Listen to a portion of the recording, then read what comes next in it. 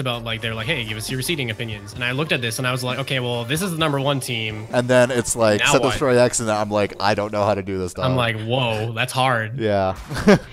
You look at seed 12th and you're like, well, they could be seed 2. Either way, guys, we're going to be getting into a grand finals of InkForce 13 starting up right here. We got Golf Club versus SplatStats. Yeah, and that's going to be, I believe, it's going to be Golf Club in the green and SplatStats in the purple here. And we're getting our first glimpses, yeah, on the Golf Club. We kind of haven't seen them off the radar, at least for this, but definitely the kind of players that make it here. It's going to be SplatStats getting the early lead here, but definitely still fighting over control and even bout here. That's going to be a 4v3 in the middle of it. Kiri looking for a splat. Gets a direct on the Rhea. Nice job there, but does get taken out in the process. Raziel has her eyes fully out for the remaining member here, which I believe is just Fuzzy. Yeah, the face guy is Fuzzy. He's going to jump out. We do have Rhea here on that H3. Definitely just been grinding that weapon. Like, I don't even think he's selected another weapon for months. Literally only playing that weapon, and definitely making a lot of progress as a player with it. Lots of pain going down in the zone here. They are going to get the insta-cap. The storm's going to come up from Kyo here on that Tony Kensa Luna Blaster, or as I like to call it, the Fizzy Bomb. The blaster is really just the sub-weapon, especially in a map like this. Did you make a joke like that earlier? I did, yeah. Yes. Anyway, that's going to be a lead for Golf Club here, and yeah, looking cozy for them, getting ready and geared up for these 3 specials, near 4 specials coming out on the behalf of SplatStats, as I believe they're going to go ahead and crank these one on out. Raziel looking for the catch here towards the middle of the map, but not able to quite catch anything just yet. They're going to let Kiri go ahead and take care of business here. Baller does go out, and that is going to get rid of Prodigy. Is concerning, but they have another baller. That's huge. Tony Kensa Charger with the baller. You didn't expect it, but here he is. And but then again, that's still control again for Golf Club, because they were still lurking around in the shadows, or rather Ink, for that opportunity to get control of zone once again. So Kyo and Ko, again, looking cozy, going to be able to charge up and see what they're able to do here. Fuzzy, of course, taking their time here and building up that special to be able to really counteract what should be a special onslaught coming in from SplatStats, but they are having a couple going down. Prodigy are going to have to use that splashdown relatively defensively, so not the greatest place you want to use that splashdown. And now Kiri is going to just have to take a spitball as to how to approach this zone. But of course, that's always made easier when you have a baller to follow that up. Unfortunately for Raziel, that's a baller with a sniper to follow it up, so that's not going to be great. Also a dead team on top of that. Able to actually get a pick. Wow, they're actually going to take the... Oh my god, they all jumped in. Wow, that is rough. When you're on the side of SplatStats right now and you let something like that fall onto you, that is not a good situation. You know, having complete control of the middle, 3 down on the opponents, and you let them jump in and wipe you. Yeah. That's rough. So it's going to be SplatStats with a little bit of a advantage here, but it's Kyo getting rid of one, getting rid of another there, and that's going to be a 2v1. They should have on the left side, but that is a trade. It's a 1v1 here. Fuzzy can choose to go for zone if he pleases. Oh, no, they already have a cap. My bad. Fuzzy does approach that 1v1 with the sniper there, and it looks like they're going to be able to push him back far enough to be able to make sure that zone isn't getting taken care of anytime soon. Yeah, it seems like they're playing super aggressive here. Just they need to be able to actually take out as many members of the team. 2 members actually do get take it down right now. It's just going to be a 3v2 situation. Just a lot of mayhem happening right here in the center. That jump is going to be very dangerous. Yeah, I think what we noticed there actually is, like, on our screen, we saw a 2v1 in advantage of Golf Club. But what ended up happening off their screen was not many people were actually watching the middle. Raziel jumped there with the baller, was able to get them at least their penalty up, but that's all it was, really, was a penalty. Everyone fell left and right, as we're seeing kind of here, at least for Prodigy. And again, the baller from Raziel to maybe save the day, gets in the middle of the zone. Might be able to do a number here, but that's not even going to reset control, and that's going to be And the bomb rush on top of it, they're going to secure the game. 3 players dropping. Yeah. It's just Kiri left, taking some fire from Rhea. He's not going to be able to paint the zone. That's game. That's game 1. Yep. Going Golf Club. Yeah. So relatively convincing effort. I mean, I don't think it was overwhelming as we've seen in like definitely not sets. overwhelming. Yeah, so definitely some signs of life here for SplatStats, as not able to really quite find their footing. Unfortunately, maybe fortunately for them, they're going to move on to Rainmaker and Certain Shipyard coming up. But Kyo showing up with a 16. Kyo with the Fizzy Bomb, getting his 16. Yeah. So that's going to be. There were some moments where I found that SplatStats was actually.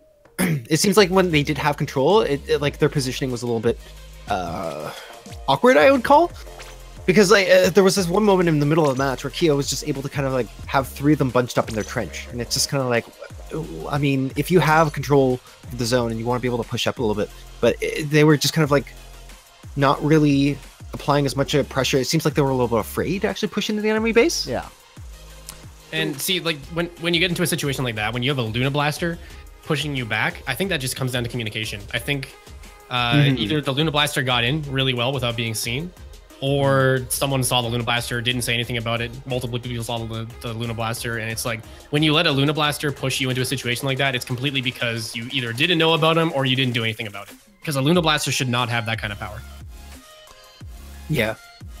Yeah, I think, and I'm glad you actually called out communication, because that's something I didn't really pick up on, but it's actually starting to make sense. I don't know to what extent, like, Kiri does call outs. I do know Raziel's like a relatively quiet person, so that might be actually factoring into what you were mentioning there with, like, it coming down to call outs. But, yeah, really interested to see if they can turn it around, at least in SplatStats behalf. Golf Club, really job well done, and just being able to generally just win their fights, honestly, whether it be 1v1 or just coordinating in a manner that really made sense in team fights. Oh, who was it that actually called out Prodigy's Blob Lobber? Because we're seeing it right now in game 2. Yeah, that was me. I tried to Vess. call it on the entry of the games. Yeah. And it's Rainmaker too. That's like, you don't even, okay. Yeah, that's gonna be huge. When the enemy has a Blob Lobber and it's on Rainmaker, you don't even go near the bubble. Like every time you see the bubble, you look at the top of your screen. If the Blob Lobber's alive, you get away. Yeah. I mean, we'll see. Now, SplatStats actually there's no one on left. Really, nobody on left. Oh my There's a very impressive lead right here. Fuzzy should be able to take them down. That is a quick 50-point lead, though. And they are in a great position to maybe move this one forward, but Fuzzy able to get a hit. Gonna drop to the storm. Raziel's able to get the pop, but they are in position to defend this now. Ray's gonna be pushing into the center here. He might be able to punish the jump. Not barely gonna get it. Okay, so we do have, oh, nice shot from Raziel. They're gonna be jumping back into the center of the map here. Did some pretty good damage control on the Rainmaker down to 47. What is it? Marsh is still here. Oh no. He's gonna be going. He's gonna get a lot more points. I didn't even know he was there. How did that happen? I mean, Marsh just... We're using the Stingray from court. He actually got the pick onto Kiri. Oh, this is dangerous. They're still pushing? Yeah. Prodigy's still here. 2 picks going down. Getting a lot more points on the board. It might even be a knockout. Marsh is pushing up down to the 3-point mark. It's going to be Quavo with that slosher that's able to stop it. Down to 3 points, though. So I guess earlier we were saying it's not overwhelming. Well, here you go. We got. I guess we didn't talk about the fact and they're still jumping in. Oh, never mind. Prodigy got taken out by the Rainmaker Blast. Yeah, that should be that. Okay, they're finally resetting. That's the 3-point marker. I guess we didn't talk at the end of the beginning of the set how, like, Marsh and just Hive as a whole just really loves Rainmaker. Like, that's one of the modes that they really excel in. So that's something I guess we forgot to mention. Reasons. Yeah. To the viewer at home, they love this mode, or at least Dr. Prodigy and Marsh especially love carrying the Rainmaker. So it makes sense. But, you know, the way they were able to, especially for Marsh to be able to find his way in the nooks and crannies of being able to even make it to the Rainmaker or even push the Rainmaker as far as they did, job well done. And now it's really up to Fuzzy activating this Inkjet, as well as, I believe that's Quavo-chan on the left side, trying to be able to get the players that are remaining for SplatStats here out of the way. And you see, like, they have so much room to work with now. Like, when there's a 3-point lead, it's okay to let them push up there, because if you have a Blob Lobber on your team, it's a lot easier for the Blob to defend that than it is anywhere in court. So it's okay to give them some points. It's okay to let them come to you, especially when you got this Blob Lobber up here. Once they get into these streets, it's difficult to deal with. Yeah, it really can be. Seems like, go ahead. Seems like Golf Club is a little bit separated right now. It's like they were just kind of pushed it into the enemy base, but like as soon as the Rainmaker was taken down, just divide, like it just became like an insane divide and conquer situation right now. And yeah, just I wouldn't count out SplatStats. They're just looking absolutely fantastic in this game. It's just a matter of just maintaining that lead. Also kills on Charger. Yeah, no, I was actually just going to call that out. Like, I did not realize that before. But either way, Fuzzy, ooh, nice. Fuzzy's in a really good spot right now. And wasn't able to push the jump, but he still does get it. He's pushing it behind the Rainmaker now. Nice, good stuff from Beautiful Fuzzy. Play. But definitely opening up a sorry, push for his team here. Keep in mind, the one person remaining is the Blob Lobber, and that's definitely someone you want to have your eye on, especially in Rainmaker. So Stingray's at 78% now, 80% now. Ooh, so it's going to be difficult. Yeah. They got to find the pick on the Ray. Obviously, the Ray's going to be sitting back, staying Kiri, alive. Barely able to survive the ball. Oh, they don't get the pick. No, that's going to be it. I think Kiri able to clutch that out. And unfortunately, I think that was Quavo, I believe, who you know, really just at that point in that situation, I get it. Like, you kind of have to make a decision. And for him, Kiri was going to make... I mean, they did. Kiri did get onto the Rainmaker. So ultimately, he just did whatever he could to try to get onto that and get the kill, but it just wasn't able to connect. You know, I gotta go for some history here, because InkForce used to be a North American only tournament, right? Like, you had to be an NA to play. That was changed a while ago, but while it was NA only, Kiri was always messaging me. He was always like pinging me in Discord servers. He was like, "Best friend, I want to play InkForce. Let me play InkForce. I can't play InkForce. It's NA only." And here he is in the grand finals, contesting with the #1 seed, trying to win the game right now. Yeah. And yeah, I mean, doing a damn good job at it. So Prodigy here, again, the Blob Lobber in the position for Golf Club you don't want that Blob Lobber to be in a position to really just wipe out Rhea there or Tic Tac, and that's going to be at least the Rainmaker for them. 30 seconds left to go in this one before SplatStats is potentially able to tie this set up, and it's really just going to come down to how well can they hold this mid lane and really call out the players coming in on the left side of the map for them. Prodigy is stuck in a 1v1. That was an interesting position to be in for Prodigy. Didn't notice Fuzzy kind of moving on besides them, and now in a position to maybe get rid of them, but Fuzzy's so far away from the actual objective that it's going to be Fuzzy's tough. playing solo queue right now. I can see that, like, he's definitely trying to serve as a distraction, and I mean, maybe to his credit, might have been able to do so for a minute, but it won't be enough, and that's going to be the Rainmaker for them, as I believe they just did not have enough support around that Rainmaker, and if nothing else, Raziel just being able to pick it from a mile away. Tying out the set, play 1-1 by SplatStats right there.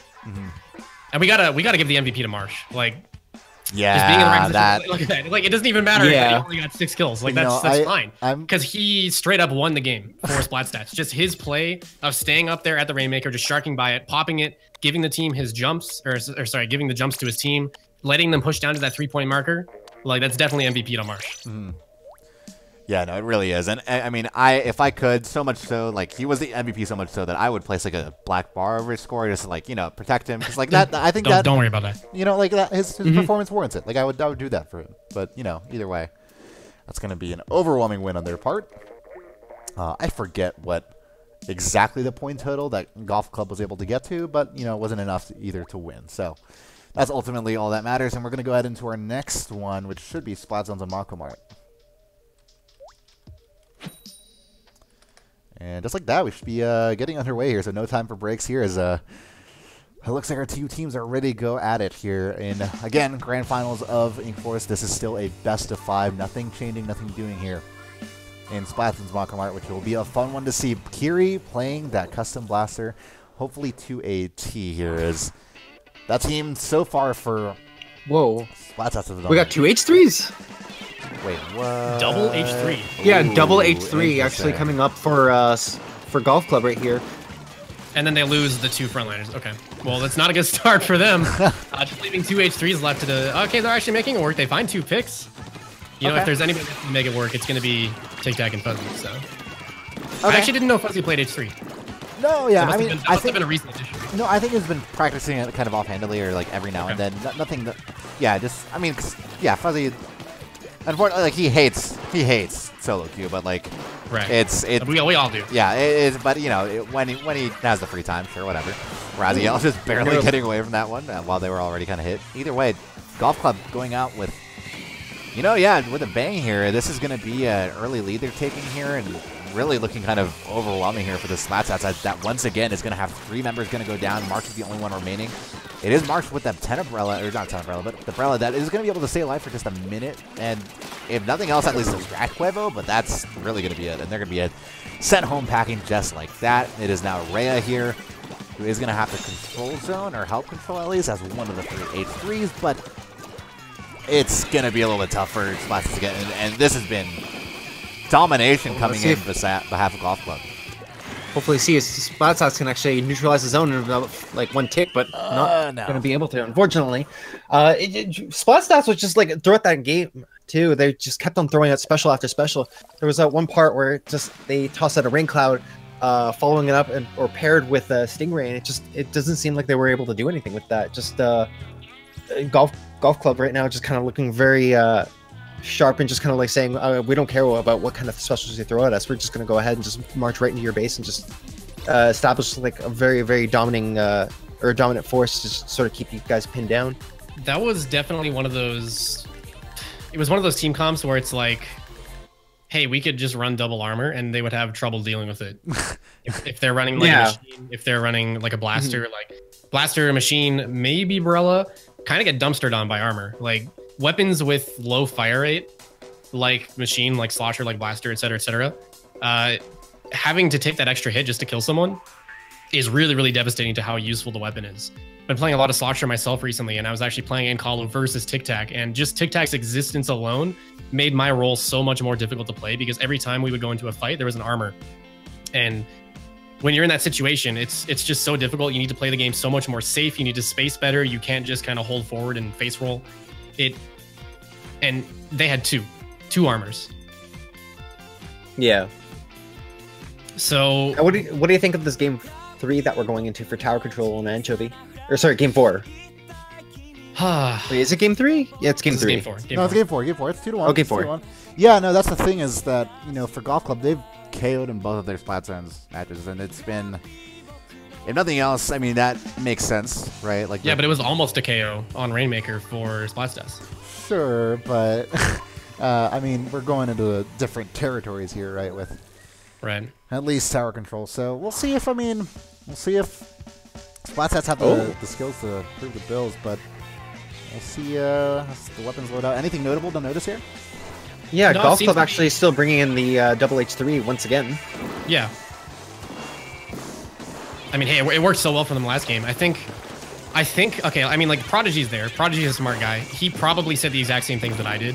After that game was done, he probably said, like, hey, they have double armor. How's Kiri alive? That's insane. That was so ballsy to just say, yeah, I know you're kind of right around me, but I'm just like, going to sit. Oh, Kiri. Wow. Good stuff coming on up Kiri's so behalf. huge. Inkjet at the ready too. They're gonna be able to use it to stop that top push. Oh, but it's the slosher there. Inkjet. You gotta hit the slosher. You gotta push him back, and he did. He used it at the right time. The slosher got pushed back. You do not want to be. I need a screenshot. Sorry to cut you off, Vesper. I need a screenshot of just Kiri in the air as one person versus the 4 in spawn. That was just so hilarious to see in and of itself. And now Prodigy's gonna be able to follow up with a splat as well as a ball arm pushing up into their base. And two of them go down though. Oh my. Prodigy, that doesn't work. You can't go up the sponge. Well, he learned his lesson, turned it back as much as he could. Either way, that's going to be... Stingray as well. Oh, they're doing everything right now. They are following the flowchart perfectly right now. Unfortunately, the flowchart, I think, included getting someone with that Stingray, and that wasn't the case there, but either way, it seems to not matter, although Prodigy, you have to take care of that slosher sometime soon, and not going to happen. That's going to be a couple members going down. Kiri does go down. Blood being splatted. Raziel's still there, though. They're going to jump in. And it's only... Oh, my God, and he got the pick, too. That's 4 down. And they're still able to jump in. Are you kidding me? This is insane.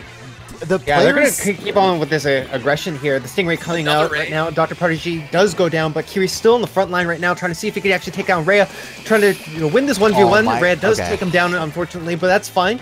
Right now, just the rest of the Golf Club going to be able to actually push up and see if they can actually take up their base, but just still, SplatStats just coming up so huge, actually being able to push up as much as possible. Ooh. That's going to be a nice flat onto that as well. Okay, so we just have to talk about how, like, the subs... I mean, I guess everyone, but, you know, while we're here, I guess the subs for SplatStats are doing so well. Like, and Kiri especially, but, you know, Raziel even getting the pick to continue that push.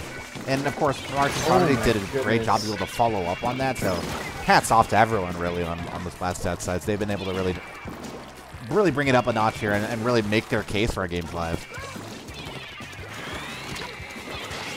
And it's going to be difficult. Yeah, they don't even have a point on the board yet. I did not notice that. Is struggling. And the push is starting again. They got the pick on one of the H3s. 2 of them are going to drop. Wow, Raziel. Oh my Raziel with these snipes. Carter, take notes. That is one heck of a sniper here we're seeing. And unfortunately not going to make the snipe as soon as I say that, but... Sticks, by the way. Yeah, sticks BTW. Oh, cross your fingers. Cross your fingers. Yeah. Well, either way, that's going to be... Okay, finally maybe one of the first offensives that we're seeing here from Golf Club. Let's see what they got to give. I mean, that's a 10 missiles going down. So it's going to establish something. SplatStats have the Stingray, though. Yeah, they do have that, and that should be able to stop it at least temporarily. Rhea's just kind of dipping and dodging his way through that tower. For now, though, we do see Fuzzy towards the tower, and at least able to help Rhea here before... you know, starting this push even more now. And I think they're just calling out, yeah, Fuzzy says, Tic Tac, go ahead, I got tower, let's see what we can do in front of us. Unfortunately, though, Raziel still alive and still able to dictate if this tower is going to push or not. Prodigy able to push up as well. Gets the splat on the Fuzzy, but it's still Kyo surviving another day. And as soon as I say that, that is definitely not the case. There's just so much mayhem happening around that front plat right there. Right now, Marsh actually throwing the rain cloud, just trying to save back everyone, you know, and trying to see if he can actually stop the rest of the team there to come in.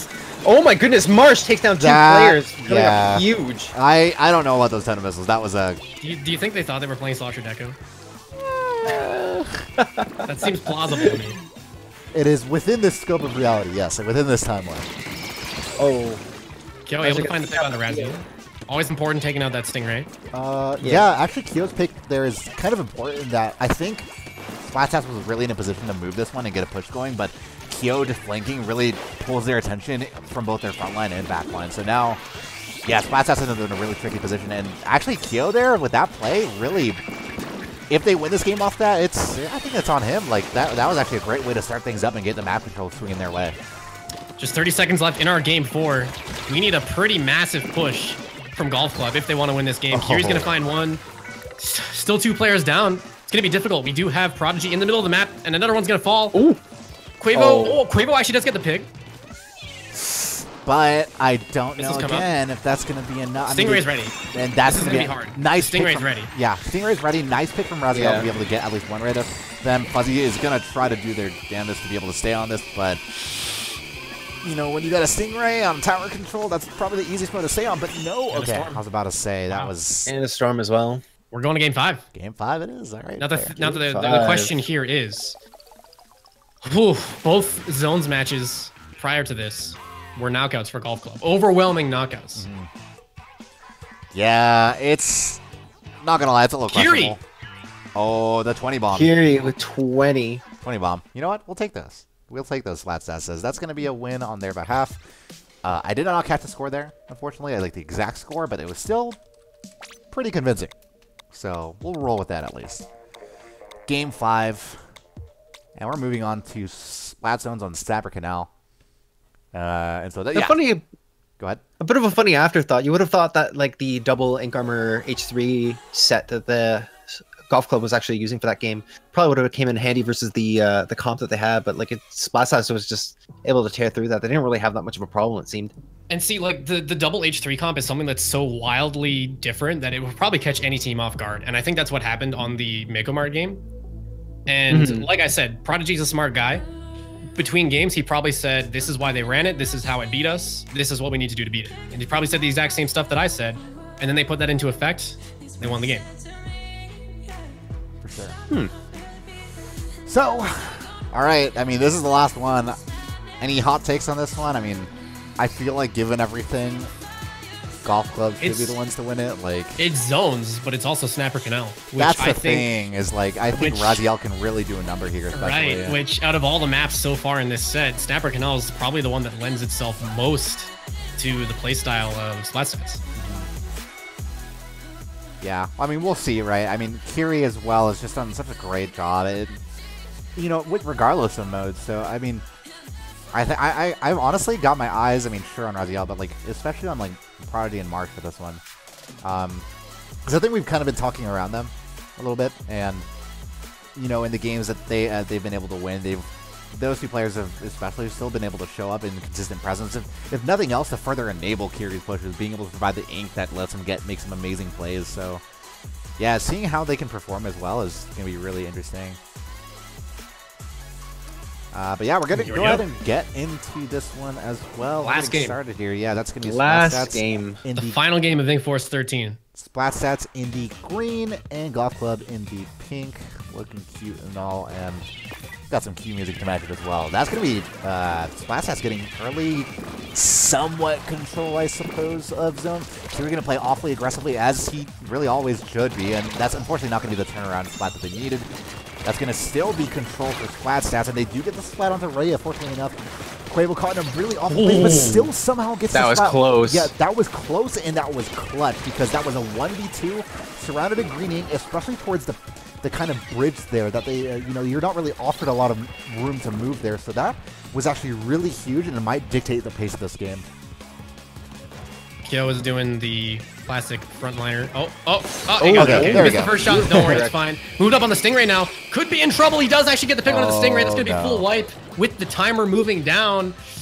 Not looking good for SplatStats. This is looking like every SplatZones game we've seen in this set, and frankly, that's just Golf Club straight up giving them the hands. This is unfortunate for Kiri as he's looking for an opportunity here, but I think might want to wait here for some of his teammates. This might surely be one of their last pushes. That's going to be the Inkstorm going out. That's another Inkstorm going out as well. And Inkjet from Kiri behalf. They're going to have to watch out for the baller. That's going to be not getting on the Kiri exactly, but does get taken out in the process. Marsh is searching around for some in control in the middle of the map, but does get taken down by Kyo, and that's going to be 15 points remaining.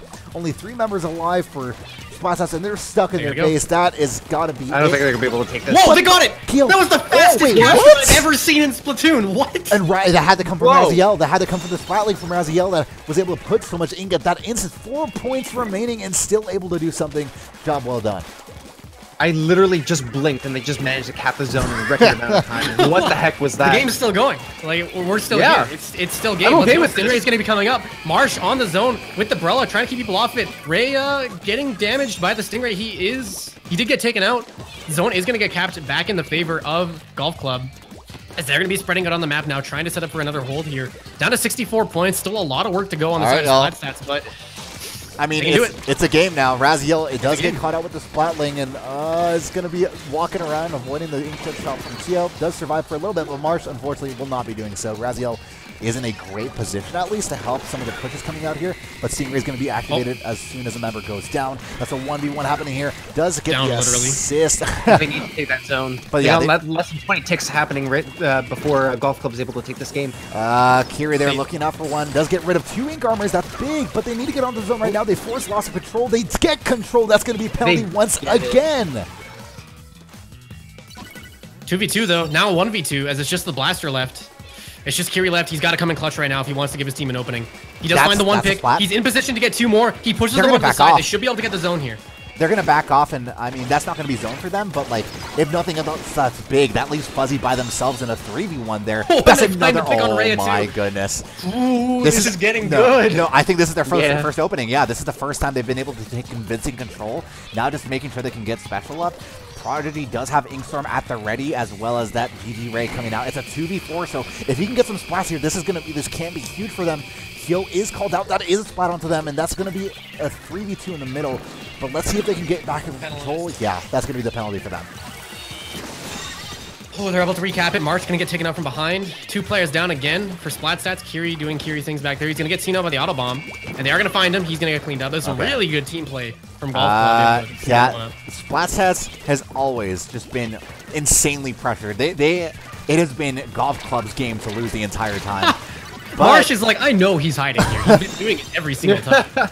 But 3 players down. It's just the Slosher left. He's right there. Probably going to get cleaned up by Marsh here. Maybe. Through sheer will of the Brella is able to just storm into the zone and help get rid of, at least I believe. How is Quavo still alive? Quavo. Oh my god. Oh my god. Oh my god, he's still going. That was a 1v3 and he found 2 of them. That might actually win the game for them, because at that point you recognize that like those 3 players are pushed so far back trying to actually just take care of him that Prodigy and company are going to get set into the water and more. There's only 20 points left on this one. Quavo might have clutched this one out. Yeah, I think that might be the final nail in the coffin right here. But wait, no. They get that Stingray gets the splat on top of a zone. Kiri just needs to get at least. They gotta paint. Oh, they gotta paint. He's stuck in a jet. The jet is not gonna outpaint the H3.